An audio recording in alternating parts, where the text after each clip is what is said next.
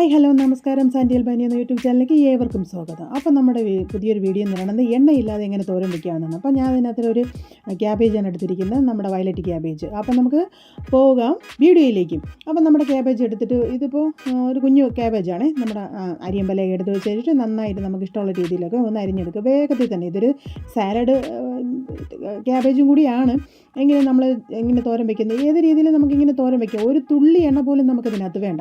എങ്ങനെയെങ്കിലുമൊക്കെ നമ്മൾ നന്നായിട്ടൊന്ന് അരിഞ്ഞെടുക്കുക. അപ്പോൾ നിങ്ങൾ തീർച്ചയായിട്ടും എൻ്റെ ചാനൽ വാച്ച് ചെയ്യുക, ലൈക്ക് ചെയ്യുക, ഷെയർ ചെയ്യുക, നിങ്ങളുടെ വലിയ അഭിപ്രായങ്ങൾ അറിയിക്കുകയും വേണം.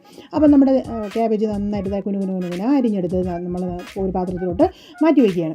എല്ലാം ഇങ്ങനെ അരിഞ്ഞെടുത്ത് കാണിക്കുകയാണ്. ഇനി പ്രത്യേകിച്ച് നിങ്ങൾക്ക് പറയണ്ടല്ലോ, നമുക്ക് എങ്ങനെ വേണമൊക്കെ അരിയാമല്ലോ. നമ്മൾ അങ്ങനെ തോരത്തിന് വിവിധ രീതിയിൽ ഇപ്പോൾ ഒരേ ഷേപ്പിൽ തന്നെ അരിയണമെന്നൊന്നുമില്ലല്ലോ. കഴിക്കുന്നത് ഏതായിരുന്നാലും അങ്ങനെയാണല്ലോ.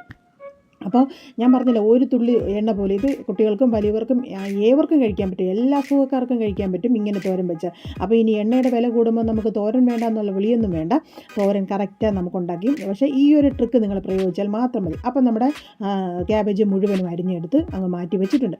പിന്നെ നമ്മൾ അതെ എല്ലാം മാറ്റി വെച്ചിട്ടുണ്ട്.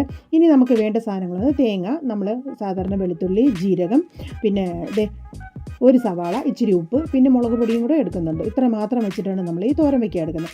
അങ്ങനെ നമ്മൾ ചെയ്ത കാര്യം എന്ന് പറയുന്നത്, നമ്മൾ ആദ്യം കുറച്ച് തേങ്ങ ഇട്ട് കൊടുക്കുക. നമ്മൾ ഇതേ രീതിയിലൊക്കെ ചെയ്തിട്ടുണ്ട്, പക്ഷേ അത് എണ്ണ ഒഴിച്ചിട്ടാണ് നമ്മൾ ചെയ്യുന്നത്. നമ്മുടെ തേങ്ങ അങ്ങോട്ട് ഇട്ട് കൊടുത്ത് പിന്നെ നമ്മൾ അരിഞ്ഞു വെച്ചിരിക്കുന്ന വെളുത്തുള്ളിയും ജീരകവും കൂടെ എടുത്തിട്ട് അല്പം മുളക് പൊടിയാണ്, ഇച്ചിരി വേണ്ടിയിട്ട് മുളക് പൊടി, നമ്മുടെ ഉള്ളിയെല്ലാം കൂടെ എന്നിട്ട് നന്നായിട്ട് നമ്മളെ സർവ്വശക്തിയും ഉപയോഗിച്ച് ഇച്ചിരി ഉപ്പും കൂടെ ചേർത്തിട്ട് നന്നായിട്ട് ഇടിച്ച് പിഴിഞ്ഞ് അതിൻ്റെ പാല് വരുന്ന രീതിയിൽ നമ്മൾ നന്നായിട്ട് അങ്ങോട്ട് കുഴച്ചടിക്കുമ്പോൾ മാത്രമേ നമുക്കതിൻ്റെ ആ ഒരു തേങ്ങയുടെ അംശമൊക്കെ നമ്മൾ നല്ല എണ്ണയുടെ ഇതൊക്കെ വരുള്ളൂ. നമ്മൾ എണ്ണയില്ലാത്ത തോരനാണല്ലോ, പക്ഷേ തേങ്ങ ഇട്ടാണ് നമ്മൾ ചെയ്യുന്നത്. ഇങ്ങനെ നന്നായിട്ട് തന്നെ മിക്സ് ചെയ്തെടുക്കാം.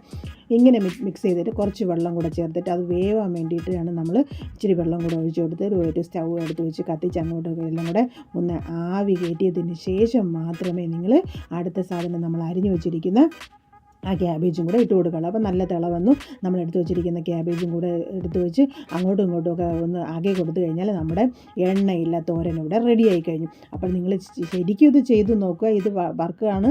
തീർച്ചയായിട്ടും നിങ്ങളിത് ഉണ്ടാക്കി നോക്കണം. ഉണ്ടാക്കി നിങ്ങളുടെ വിലയേറിയ അഭിപ്രായങ്ങൾ അറിയിക്കുകയും വേണം.